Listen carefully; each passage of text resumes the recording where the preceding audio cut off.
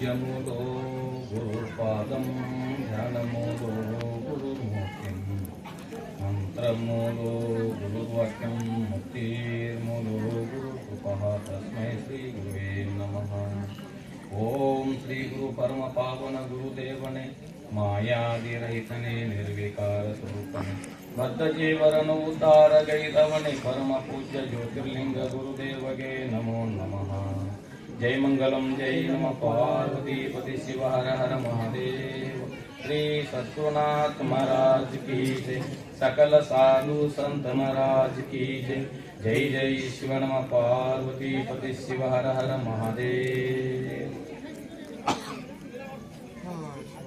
ಶ್ರೋತ್ರಿಯ ಬ್ರಹ್ಮಿತ ಸದ್ಗುರು ಎನ್ನಾರ ದೇವತದ ಪರಮ ಪೂಜ್ಯ ಶಾಂತಮೂರ್ತಿಗಳು ಜ್ಞಾನವರ್ಧಿತಕ್ಕಂಥ ಸದ್ಗುರುವಿನ ಚರಣಾರವಿಂದಗಳು ದೀರ್ಘನಾಮ ಸಲ್ಲಿಸಿ ಶ್ರೋತ್ರಿಯ ಬ್ರಹ್ಮಿತ ಸದ್ಗುರು ವೇದಾಂತ ಕೇಸರಿ ಶಂಕರಾನಂದ ಪರಮಹಂಸರ ದೇವಿ ಚರಣಾರವಿಂದಗಳಿಗೂ ಅದ್ವೈತ ಸಾರ್ವ ಚಕ್ರವರ್ತಿ ಸಿದ್ಧಾರೂಢರ ಶ್ರೀ ಚರಣಗಳಿಗೂ ಕ್ಷೇತ್ರಾದಿ ದೇವತೆ ಇರತಕ್ಕಂಥ ಅಖಿಲಾಂಡ ಕೋಟಿ ಬ್ರಹ್ಮಾಂಡ ನಾಯಕನಾಗಿರ್ತಕ್ಕಂಥ ಬಾಬಾ ಬರದ ಮೊದಲು ಮಾಡಿಕೊಂಡು ಗುರು ಪರಂಪರೆಯನ್ನ ಹೃದಯದಲ್ಲಿ ನೆನೆಯುತ್ತಾ ಈಗ ಸದ್ಯ ಕಾಲದ ಪೀಠಾಧಿಪತಿಯಾಗಿರ್ತಕ್ಕಂಥ ಋಷಿಕೇಶ ಬಾಬಾ ಮಹಾರಾಜ ಶ್ರೀ ಚರಣಾರವಿಂದ ತೀರ್ಥನಾಮ ಸಲ್ಲಿಸಿ ಬಸವಾದಿ ಪ್ರಮತರ ಶ್ರೀ ಚರಣಗಳಿಗೂ ಅನಂತ ಕೋಟಿ ತೀರ್ಥನಾಮ ಸಲ್ಲಿಸಿ ಯಾವ ದತ್ತವಾಡದ ಈ ಸತ್ಸಂಗ ಕಾರ್ಯಕ್ರಮದ 5ನೇ ದಿವಸ ಸಾಯಂಕಾಲ ಕಾರ್ಯಕ್ರಮ ಈ ಕಾರ್ಯಕ್ರಮದ ದೇವಿಯ ಸಾನ್ನಿಧ್ಯ ವಹಿಸಿರ್ತಕ್ಕಂಥ ಶ್ರೋತ್ರಿಯ ಬ್ರಹ್ಮನಿಷ್ಠ ಸದ್ಗುರು ಸದ್ಯ ಕಾಲದ ಪೀಠಾಧಿಪತಿಯಾಗಿರ್ತಕ್ಕಂಥ ಋಷಿಕೇಶ ಬಾಬಾ ಮಹಾರಾಜ ದೇವಿ ಚರಣಾರವಿಂದಗಳಿಗೂ ಶ್ರೋತ್ರಿಯ ಬ್ರಹ್ಮನಿಷ್ಠ ಸದ್ಗುರು ಶಿವಾನಂದ ಅಪ್ಪಾಜಿಯರು ಮೊದಲು ಮಾಡಿಕೊಂಡು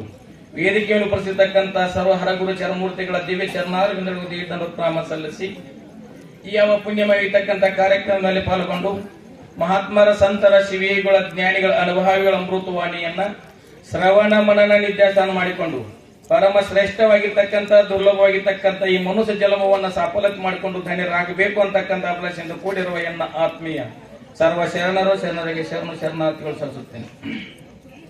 ಇವತ್ತು ಅಧಿಕಾರವಾಗಿ ಇಟ್ಟುಕೊಂಡಿರ್ತಕ್ಕಂಥ ವಿಷಯ ಲೋಕ ಹಿತಚಿಂತಕೈತಕ್ಕಂಥ ಶ್ರೀಮದ್ ನಿಜಗುಣಶಿಗಳಿಂದ ವಿಶ್ಲೇಷಿಸಲ್ಪಟ್ಟಿರುವ ಕೈವಲ್ಯ ಪದ್ಧತಿಯ ನೀತಿ ಕಿರಿಯಾಚಾರ್ಯ ಸ್ಥಳದ ಒಂದು ನುಡಿಯನ್ನು ಆಧಾರವಿಟ್ಟುಕೊಂಡು ಕಡು ಲೋಭದಿಂದ ದುರ್ಗುಣವನ್ನು ಉಂಟೆ ಅಂತ ಹೇಳಿದ್ದಾರೆ.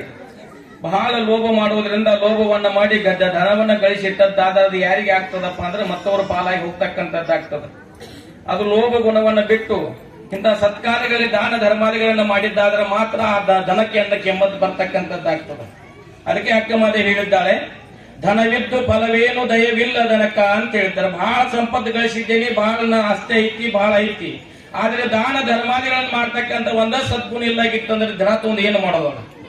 ಬಹಳ ಅಷ್ಟೈಶ್ವರ ಭೋಗ ಗಳಿಸಿದಿ ನೀನು, ಬಹಳ ನೀನು ಕಿಮ್ಮತ್ತಿನ ಮಣಿ ಕಟ್ಟಿದಿ, ಬಹಳ 10 ಊರಿಗೆ ಹೊಲ ಗಳಿಸಿದಿ.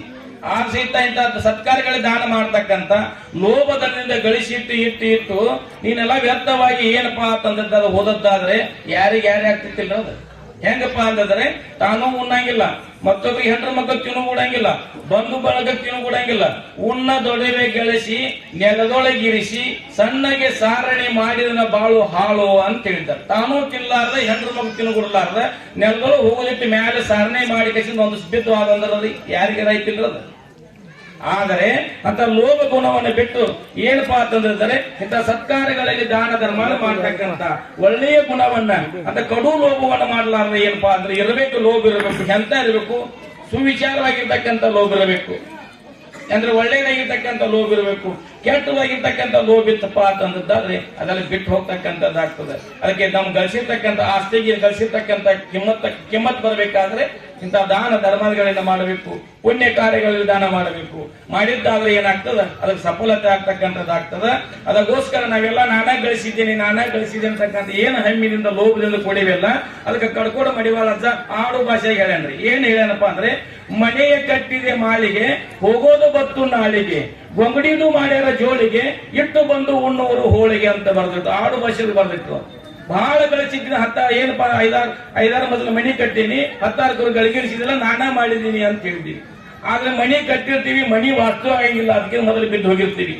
ಅದು ವಾಸ್ತು ಮಾಡಿ ಮನ್ಯಾಗ ಅದೇ ತಿಳ್ಕೊರಿ, ಶಾಶ್ವತ ಇರೋದು ಏನ್ರಿ ಒಂದು ಹೋಗಬೇಕು. ಮನೆಯ ಕಟ್ಟಿದೆ ಮಾಳಿಗೆ ಹೋಗೋದು ಬತ್ತು ನಾಳಿಗೆ ಹೋಗಬೇಕಾಗ್ತದೆ.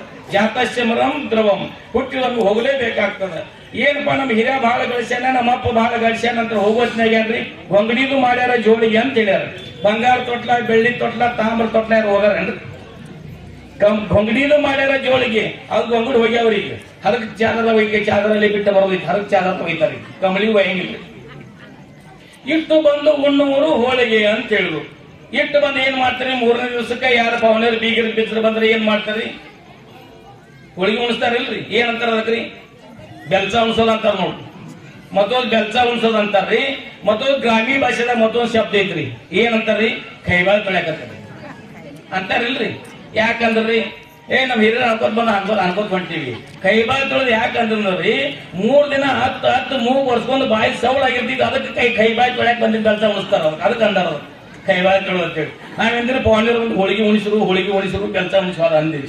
ಅದಕ್ಕೆ ಬಾಯಿ ಕೈ ಅದ ಸ್ವಚ್ಛ ಮಾಡಕ್ಕೆ ಹೋಳಿಗೆ ಉಣಿಸ್ತಾರ. ಅದಕ್ಕೆ ಗೊಂಗಡಿದು ಮಾಡ್ಯಾರ ಜೋಳಿಗೆ, ಇಟ್ಟು ಬಂದು ಉಣ್ಣುವರು ಹೋಳಿಗೆ ಅಂತ ಹೇಳಿದ್ದಾರೆ. ಅಂತ ಧನವನ್ನು ಗಳಿಸಲಾರದೆ, ಏನಪ್ಪಾ ಅಂದ್ರೆ ಲೋಭ ಗುಣವನ್ನು ಮಾಡಲಾರದೆ ಈ ಶರೀರದ ಮೇಲಿಂದ ಧನ ಬಿಡ್ರಿ, ಈ ಶರೀರದ ಮೊದಲನೇ ಮತ ಹೋಗ್ಬೇಕಾಗ್ತದ. ಅದಕ್ಕೆ ಶ್ರೀಮನ್ ಬರುದು, ಪಡಿವೆ ನೀನೆಂದಿಗೆ ಪರಮುಕ್ತಿ ಸುಖವನ್ನು, ಕೆಡುವ ಕಾಯದ ಮೋಹನು ಮಾಣೆ ಮನುಜ ಅಂತಕ್ಕಂಥ ಈ ಕೆಟ್ಟ ಹೋಗ್ತಕ್ಕಂಥ ಶರೀರದ ಮೇಲೆ ಮೋಹ ಹೋಗ್ಬೇಕು ಅಂತ ವಿಷಯಾದಿಗಳ ಮೋಹ ತಾನಾಗಿ ಕಡಿಮೆ ಆಗ್ತದೆ.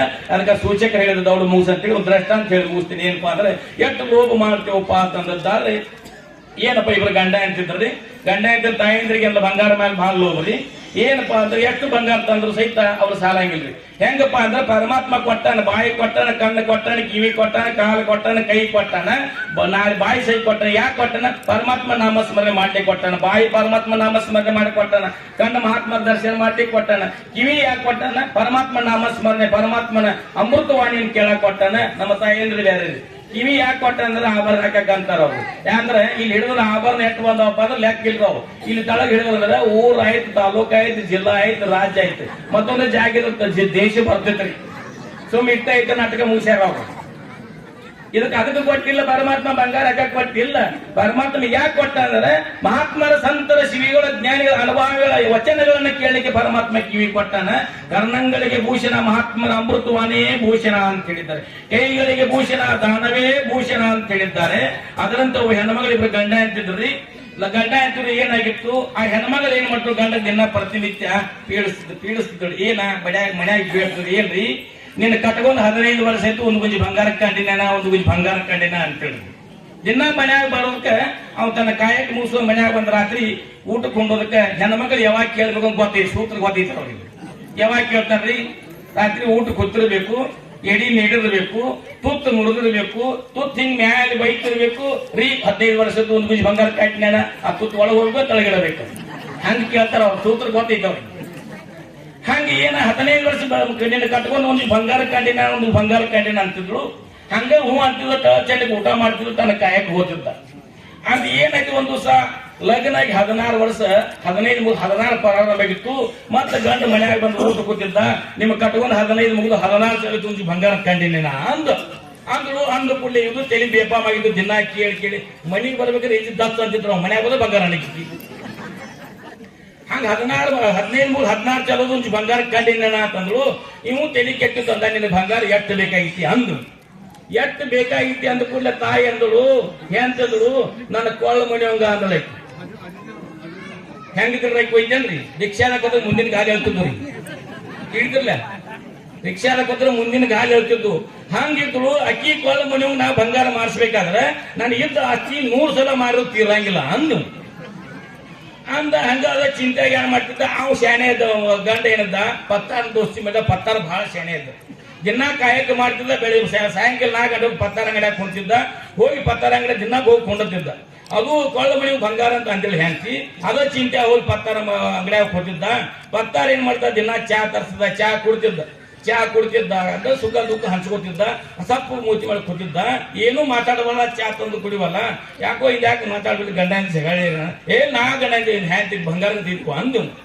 ಅಲ್ಲೋ ದಿನ ಇದ್ದಂಗಿಲ್ಲ, ಏನಿದ್ರು ಹೇಳು, ಮಿತ್ರ ಮುಂದೆ ಹೇಳ್ಬೇಕು, ಮನಸ್ಸು ಹಗರ ಆಗ್ತದ. ಏನಿದ್ರು ಹೇಳು ಅಂದ. ನಾನು ಹ್ಯಾಂತಿ ನೋಡಿದ ಕೇಳ ಮೊದಲು ನೋಡಿದಲ್ಲ ಗುಂಡು ಹೆಂಗಿದಾವ ಅಂದವ. ಆಕಿ ಕೊಳ್ಳ ಮನೆ ಬಂಗಾರ ಬೇಕಾಗಿತ್ತು ಅವ ಅಂದವ. ಅಲ್ಲ ಮಾಡ್ಕೊಂಡ್ ಹೇಳ್ಬೇಕು, ಎಂಟ್ರು ಹಾಕಬೇಕಾಗ್ತದ. ನೀನ್ ಹಾಕು ತಾಕತ್ ಎಟ್ಟೈತಿ ಅಂತ ಕೇಳಿದ ಪತ್ತಾರ. ಬಹಳ 12 ತೊಲೆ 10-12 ತೊಲೆ ಹಾಕಬಹುದು ಅಂದವ. 10-12 ತೊಲೆ ಹಾಕಬಹುದು ಅಂದ. 12 ತೊಲೆ ರೊಕ್ಕ ಕೊಡು, ನೀನ್ ಹ್ಯಾಂತಿ ಕೊಳ್ಳ ಮನೆ ಆವರಣ ಮಾಡ್ತಾನ ಅಂದು. ಪತ್ತಾರ ಶೆಣೆ ಅಂತ ಅದು 12 ತೊಲಿ ಮುಂಜಾನೆ ರೊಕ್ಕ ತಂದು ಕೊಟ್ಟ. ಆ ಪತ್ತಾರ ಮಾಡಿದ 6 ತೊಲಿ ಏನ್ ಮಾಡಿದ ಚೈನ್ ಮಟ್ಟೆ ಚೈನ್ ಮಾಡಿದ. ಇನ್ನು 6 ತೊಲಿ ಕಲಿಸಿ ತಿಳು ತಗಡ ಮಾಡಿದ. ಮ್ಯಾಲೆ ಹುರ್ನಾರು ಕಲ್ಲು 4 ಕಿಲೋ ಕಲ್ಲತ್ತು ಒಳಗ್ ಕಲ್ಲು ಹಾಕಿದ. ಗುಂಡು ಮಾಡಿ ಸುತ್ತಿದ ವಜ್ಜೆ 4 ಕಿಲೋ ಆಯ್ತು. ಸಾಯಂಕಾಲ ಮತ್ತೆ ಯಥಾಸ್ಥಿತಿವಾಗಿ 4 ಗಂಟೆಗೆ ಪತ್ತಾರ ಅಂಗಡಿ ಹೋದ. ಅಂಗಡಿಯಾಗ ಕೂತ ನಿನ್ ಹೆತ್ತಿಕೊಳ್ಳ ಮನೆಗೆ ಆಭರಣ ಮಾಡಿದೇನೆ ಅಂದ. ನೋಡಿದ 4 ಕಿಲೋ ವಜ್ಜೆ ಇತ್ತು. ಅವ ಹೆತ್ತಿಕೊಳ್ಳ ಮನಿ ಅಂದ. ಏನ ಸಾಯಂಕಾಲ ಬರುತ್ತ ತೊಗೊಂಡ್ ಬಂದ. ಈಗ 16-15 ಹೌಸ್ ಕಾಡಿಳು ಇವ್ ಹೊರಗೆ ಇರ್ತಕ್ಕರದು. ದಿನ 15-16 ಹೋಗಿ ಅಂತಿದ್ದಿ. ನೀನು ಕೊಳ್ಳ ಮನೆಗೆ ಆಭರಣ ತಂದು ತಗೋವ ಅಂತ ಹೊರಗೆ ನಿಂತ ಕರದ. ಹೊಡ್ಕೋತ ಹಾಳ್ರಿ ಕೈಯಾಗ ನೋಡ್ರಿ ವಜ್ಜೆ 4 ಕಿಲೋ ಇತ್ತು. ಕೊಳ್ಳ ಹಾಕೊಂಡ್ರಿ. ಕೊಳ್ಳ ಹಾಕೊಂಡ್ ಎಲ್ಲಿ ಹಾಳ್ರಿ ಮೊದಲ ನಮ್ ಹೆಣ್ಮಕ್ಳು ಯಾಕೆ ಆಭರಣ ಹಾಕೊಂಡ್ ಎಲ್ಲಿ ಹೋಗ್ತಾರ್ರಿ? ಮೊದಲ ಕರಡಿ ಮುಂದೆ ಹೋಗ್ತಾರ್ರಿ. ಆ ಕಡೆಗೆ ಹೊಳ್ಳೆ ಮಾಡಿ ನೋಡ್ತಾರ. ಚಂದ ಕಾಣ್ತಂದ ಮುಂದೆ ಓಣ್ಯಾನ ಮಂದಿಗೆ ಮನ್ಯಾನ ಮೈಗೆ ತೋರ್ಸೋ ಅಂತ ಏನ್ ಕೊಳ್ಳ ಹಾಕೊಂಡ್ ನೋಡ್ರು ತಗದಿಟ್ರು. ಆ ಗಂಡ ದಿನ ಕಟ್ಟ ರೊಟ್ಟಿ ಖಾರ ಪುಡಿ ಕೊಟ್ಟು 15 ಮುಗಿತು 16 ಮುಗಿತು ಕಾಡ್ತಿದ್ರು. ಅವು ಶಾವಿಗೆ ಬಸ್ದಳ ಶಾವಿಗೆ ಹುರಿದಳ ತುಪ್ಪ ಮಾಡಳ ಏನ ಹಾಲ ಪಲ ಬಡಿಸಲು ಮುಂಜಾನೆ ಏನಪ್ಪಾ ಮುಂಜಾನೆ 8-8 ದಿನ ಹಾಕಿ ಹೇಳ್ತಿಳು. ಆ ಬೆಳತಾಗ ನಿದ್ದೆ ಹತ್ತಲಿಲ್ಲ. ಬೆಳಗ್ಗೆ 4 ಗಂಟೆಗೆ ಎದ್ದು ಸುಚ್ಚಿರ್ ಕೂತಾಗ ಅದನ್ನ ಕೊಳ್ಳ ಹಾಕೊಂಡ್ ಕಡಿ ಮುಂದೆ ಆ ಕಡೆಗೆ ಹೊಳ್ಳೆ ಹಾಕಿ ನೋಡಿ 6 ಗಂಟೆಗೆ ಮನಿ ಬಿಟ್ಟಳು. ಸಂಜೆ 6 ಗಂಟೆಗೆ ಬಂದಳ. ಗಂಡನ ತಲೆ ಬೇಪಾಮಾಗಿತ್ತ. ಮುಂಜಾನೆ ನಾಷ್ಟ ಇಲ್ಲ, ಮುಂಜಾನೆ ಚಾ ಇಲ್ಲ, ಮಧ್ಯಾಹ್ನ ಊಟ ಇಲ್ಲ, 4 ಗಂಟೆ ಚಾ ಇಲ್ಲ, ಸಂಜೆ ಚಾ ಇಲ್ಲ. ಗಂಡನ ತಲೆ ಬೇಪಾಮಾಗಿತ್ತು. ಕಟ್ಟಿ ಮೇಲೆ ಕುಟ್ಟಿದ್ದಾಕಂಡ 6 ಗಂಟೆಗೆ ಬಂದ್ರು. ಎಲ್ಲಿ ಹೋಗಿದ್ದಿ ಅಂದ. ಊರಾಗ ಮಿತ್ರರಿಗೆ ಗಂಟೆಗೆ ತೋರ್ಸಾಕ್ ಹೋಗಿನು ಅಂದ್ಳು. ಆಯ್ತು ತಗೊಂಡ್ ಒಳಗಿಟ್ಲು ಅಡಿಗೆ ಎಲ್ಲ ಮಾಡಿಳು. ಇವ್ ಬಹಳ ಶಾಣೆ ಅಂತ ಪತ್ತಾರ ದೋಸೆ ಮಾಡಿದ್ದೇವ. ಇವು ಶಾಣೆ ಅಂತ ನೀ ಹೆಂಗ ಊಟ ಮಾಡಿದ್ರು ಊಟ ಮಾಡ್ಕೋತಂದ. ನೀ ಹೆಂಗ ಮಿತ್ರರಿಗೆ ಗೆಂತರಿಗೆ ಹೆಂಗ್ ತೋರಿಸಿ ಬಂದಿಲ್ಲ. ನಾನು ಕೂಡಿ ಶಾಲೆ ಕಲಿತಿರ್ತಕ್ಕಂಥ ಆಜು ಬಾಜು ಹಳ್ಳಿಯಾಗ 100 ಜನ ನನ್ನ ಮಿತ್ರರು. ಆ ಮಿತ್ರರಿಗೆ ನಂಗೆ ಇನ್ನು ಕೊಳ್ಳ ಮನೆಯಾಗ ಆಭರಣ ಮಾಡಿಸಿ ನಾನು ತೋರ್ಸೋದನ್ನು ನಾಳೆ ಎಲ್ಲರಿಗೂ ಹೋಳಿ ಊಟ ಮಾಡಿಸ್ಬೇಕು ಅಂತೇಳಿ ಹೇಳ್ತೀವಿ. ಹಾಗೆ ಕೊಳ್ಳ ಮನೆಯೂ ಬಂಗಾರ. ಆ ಬಂಗಾರದ ಮುಂಗನ್ಯಾಗ ಮಲ್ಕೋಲಿಂದ್ರೆ 9 ಊಟ ಮಾಡಿಕ್ಕೆ ಬ್ಯಾಳಿ ಕುದಿಸಿ ಬ್ಯಾಳಿ ಸಣ್ಣ ಮಾಡಿ ಕಣಕ ಕೊಟ್ಟು ಬೆಳಗ್ಗೆ 100 ಮಂದಿ ಹೋಳಿಗೆ ಮಾಡಿಳು. 100 ಜನ ಹೋಳಿಗೆ ಮಾಡಿಳು. ಇವ್ ಭಕ್ತರು ಅವ್ರಿಗೆಲ್ಲ ಹೇಳ್ತಂದಿದ್ದ. 100 ಮಂದಿಗೆ ಹೇಳ್ತಂದಿದ್ದ. ಹೆಂಗ್ ಹೇಳಿದ್ದ? ಸಾಲಕ್ಕೆ ಊಟ ಕೊಂಡೋದ. ಬೆಳಿಗ್ಗೆ ತಯಾರಿದ 12 ಗಂಟೆಗೆ ಹೇಳ್ತಂದಿದ್ದ. ಸಾಲಕ್ಕೆ ಊಟ ಕೊಂಡೋದ. ಆ ದಂಡಿಗೆ ಹೋಳಿಗೆ ನೀಡೋ ತಡ ಎಲ್ಲ ಆ ದಂಡೆ ಸ್ಯಾಂಡಿಗೆ ಅಂದಿರ್ಬೇಕಂತ ಹಿಂಗೆಲ್ಲ ಹೇಳ್ತಂದಿದ್ದ. ಹೆಂಗ್ ಸಾಲಕ್ಕೆ ಊಟ ಕೂತವ್ರಿ. ಕೂತ ನಂತರ ಆ ದಂಡಿಗೆ ಹೋಳಿಗೆ ನೀಡಬೇಕಾದ್ರೆ ಎದ್ದು ಕೊಳ್ಳಗ 4 ಕಿಲೋ ವಜ್ಜೆ ಇತ್ತು. ಕೊಳ್ಳ ಮನೆಯು ಬಂಗಾರ ಎದ್ದು ನಿಂತು ಬಗ್ಗೆ ನೀಡಬೇಕಿಲ್ಲ. ಬಗ್ಗೆ ಹಿಂಗೆ ನೀಡಿ ಹೇಳೋದಕ್ಕೆ ದೊಡ್ಡ ಮೈಕನಕ್ಕೆ 4 ಕಿಲೋ ಕೊಳ್ಳ ಮನೆಯು ಬಂಗಾರ. ಅವ್ನ ದಂಡ ಅವ್ ಶಾಂಡಿಗೆ ನಾವು ಅಲ್ಲಿ ದಂಡ ಹೋಗಿ ಶಾಂಡಿಗೆ ನೋಡೋದು ನಡಗಿ ನಾವು ಸಾರ ನಾವು ಅಲ್ಲಿ ಎದ್ದ ಇಲ್ಲಿ ಎದ್ದ ಬಡದು ಬೆಳೆದು ಮಧ್ಯಾಹ್ನ 3 ತಕ ರಗಳಾಗಿದ್ದು ಬಾಯಿಗೆ ಕುರ್ಚಿ ಮೇಲೆ ಅಯ್ಯೋ ಅಂತ ಕೂತ್ಬಿಟ್ಟು ಅಯ್ಯೋ ಅಂತಗಳು ಯಾನಾಯ್ತಂದು ಇಲ್ಲಿ ಯಾಕೆ ನುಸಾದ ಐತ್ರಿ ಅಂದ್ರೆ ಯಾಕೆ ಕೊಳ್ಳ ಮನೆಗೂ ಬಂಗಾರ ಇಲ್ಲಿ ಯಾಕೆ ನುಸಾದಿಲ್ಲ ತೆಗೆದು ಇಟ್ಟಳು. ಅಲ್ಲೇ ಊರಾಗ MBBS ಡಾಕ್ಟರ್ ಕಡೆ ಹೋದ್ರಿ. ಡಾಕ್ಟರ್ ಎಕ್ಸ್ರೇ ತೆಗೆದ ಎಡ್ಯಾನಿ 7 ಮುರಿದ್ರಿ. 7 ಮುರಿದದ್ದು. ಇಲ್ಲೇನು ಬಗೆಹರಂಗಿಲ್ಲ. ಮಿರೋದ್ ಹಾಸ್ಪಿಟಲ್ ಹೋಗ್ಬೇಕು. ಬೆಳಿಗ್ಗೆ ಗಾಡಿ ಹೇಳಿದ ಎಂತ ಗಾಡಿ ಹೇಳ್ಬೇಕು?